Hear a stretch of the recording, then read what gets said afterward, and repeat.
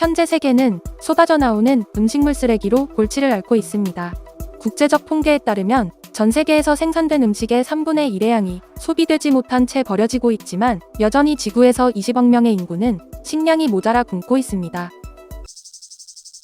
음식물 쓰레기를 가장 많이 배출하는 나라인 미국은 작물을 재배하고 수확하는 과정에서 나오는 배출물이 쓰레기 매립지에 묻는 썩은 음식보다 훨씬 더 많고 최근 들어 상황은 더 심각해졌다고 합니다.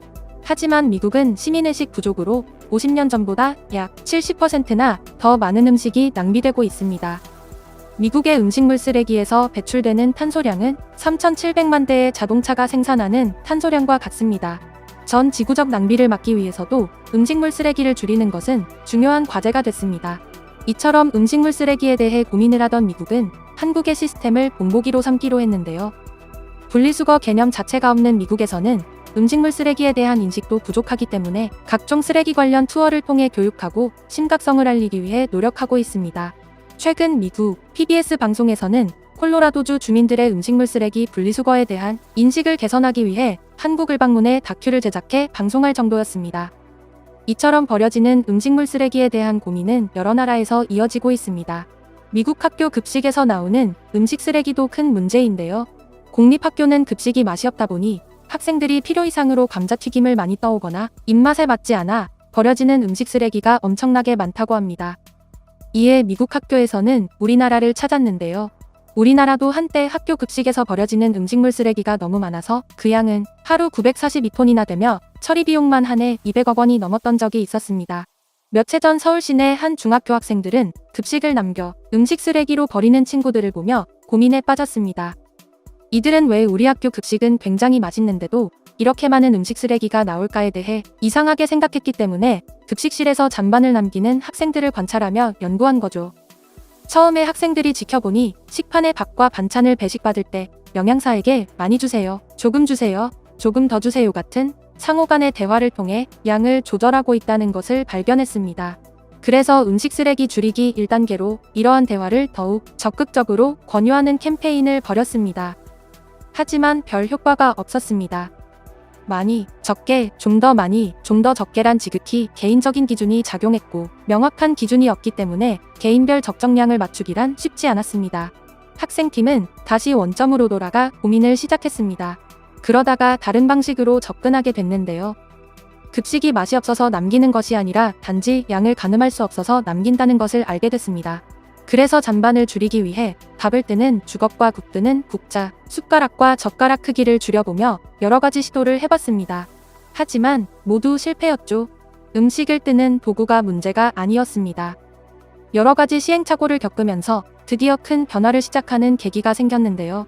연구팀의 한 학생이 부모님을 따라 결혼식에 갔다가 뷔페에서 식사를 하며 깨닫게 된 것이 있었습니다. 뷔페 음식을 떠올 때 접시로 음식을 덜어올 때는 조금도 양이 많다고 생각되지 않았는데 접시를 들고 와 자리에 앉는 순간 음식을 너무 많이 가져왔다는 후회감이 든 것입니다. 그 이유는 바로 서서 뷔페 음식을 담는 동안에는 위에서 아래로 향하는 시선으로 인해 음식의 면적은 볼 수 있지만 부피를 볼 수 없기에 음식 전체 부피를 제대로 가늠하기 어렵기 때문입니다. 정말 조금씩만 담아야지 생각했더라도 가져온 접시의 음식은 내 계획보다 항상 많아질 수밖에 없는 것이죠. 학생팀은 이러한 순간을 계산해 넣고 음식을 담는 과정에서 음식의 양을 보다 정확하게 알 수 있는 방법이 무엇일지 가설을 세우고 처음부터 다시 도전하게 됩니다. 그리고 식판에 밥을 담아 그 양을 재봤는데요. 놀랍게도 일반 식판 칸에 밥을 가득 담으면 2공기를 훨씬 넘기는 밥의 양이었던 겁니다. 수업이 끝나면 당연히 배가 고파서 학생들은 저마다 밥을 보기 좋게 가득 떠왔고 먹다 보면 양이 너무 많다고 생각돼 잔반을 남기는 학생들이 많았던 것입니다. 아무리 한참 성장기 아이들이라 해도 많은 음식은 결국 잔반으로 버려질 수밖에 없었죠. 학생들을 지도한 이정훈 교사는 일반 식판에 밥과 반찬을 가득 담으면 일반 성인들 2명이서 먹어도 남길 수 있는 양이 나온다. 환경 문제를 넘어 학생들 급식의 질과도 직결된 중요한 문제여서 아이들과 함께 계속 고민했다고 말했습니다. 그래서 연구팀 학생들은 자신이 원하는 만큼만 급식을 떠올 수 있는 방법을 고민하기 시작했죠. 처음에는 작은 식판을 이용했습니다. 하지만 사람마다 양이 다르기에 작은 식판에 적은 양을 먹어야 하는 학생은 배가 고팠습니다.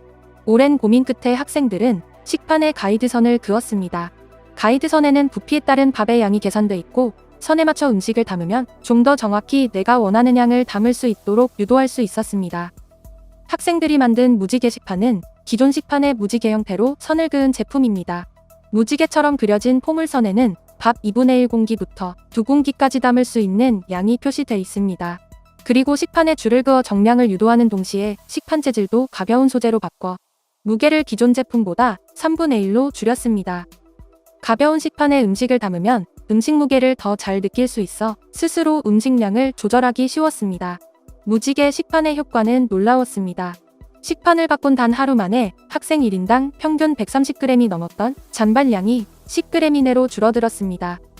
학생들 스스로 고민해서 시작된 반짝이는 이 아이디어는 삼성 투모로우 솔루션 공모전 학생부에서 목동 잔반 프로젝트 팀으로 참가해 최우수상을 받았습니다. 학생들은 공모전 상금으로 500만원 어치의 삼성전자 제품 교환권을 받았는데 자신들이 갖고 싶었던 노트북이나 전자제품을 사지 않고 어려운 이웃에게 선뜻 기부했습니다. 학생들이 기부한 냉장고와 세탁기 등은 독거노인, 미혼모 등 저소득 소외계층 가구 10여 곳에 전달되어 더 뜻깊은 선물이 되었습니다. 현재 무지 게시판은 업체를 통해 대량 생산되어 학교들과 대기업 구내식당과 군부대에서도 쓰입니다. 음식물 쓰레기를 줄이기 위해 다큐까지 촬영했던 미국은 무지 게시판에도 큰 관심을 보였습니다. 그리고 현재 미국의 초등학교에도 무지 게시판이 수출되고 있습니다. 음식물을 남기면 벌금 1,000원이라고 붙어있는 기사식당이나 구내식당도 많지만 이런 제도들은 잠깐일 뿐 실제로 실행했을 때 지속적인 효과는 매우 미미했습니다. 이번 한국 중학생들의 연구는 직관적인 가이드를 제시해 스스로 양을 조절할 수 있도록 도움을 줬다는 점에서 높은 평가를 받았습니다. 시각적 대비를 통해 과학적으로 접근한 결과 사람들은 동일한 양을 다르게 인식했고 창의적으로 접근한 방법은 먹는 사람의 생각과 행동을 바꾸는 훌륭한 커뮤니케이션 사례로 주목받았는데요. 미국 디자인 컨설팅 기업 아이데오는 이 아이디어에 영감을 받아 미국 전시회와 행사장 뷔페에서 음식물 쓰레기 줄이기 프로젝트를 진행했습니다. 미국의 한 해 음식물 쓰레기는 2,180억 달러, 한화로 약 254조 원이나 되고 그중 40%가 호텔과 행사장 뷔페 서비스에서 나오는 것으로 추정하고 있습니다. 이 문제를 해결하기 위해 아이데오의 전문가들은 큰 접시에 무지개 선을 그렸습니다. 접시 크기도 지름 24cm에서 21cm로 줄여 적정량만 담아갈 수 있도록 유도했습니다. 그 결과는 놀라웠습니다. 이렇게 접시 크기를 줄이고 선을 그은 것만으로도 뷔페 손님들은 예전보다 음식물을 20% 적게 가져갔고 음식 쓰레기는 확실하게 줄어들었습니다. 가이드선이 있는 접시에 음식을 담으면 무의식적으로 음식을 선 안에 넣으려는 효과가 있어 사람들은 실제 양보다 더 많은 음식을 담았다고 생각해 음식을 덜 담았다는 연구 결과가 나왔습니다. 전 세계가 풀지 못한 심각한 상황에 문제를 스스로 제시하고 결과까지 도출해낸 대한민국 학생들을 응원하면서 오늘 준비한 내용은 여기서 마치겠습니다. 이상 꿀튜브였습니다. 영상이 즐거우셨다면 구독, 좋아요 눌러주세요. 앞으로 꿀튜브 채널에 많은 관심 부탁드립니다. 감사합니다.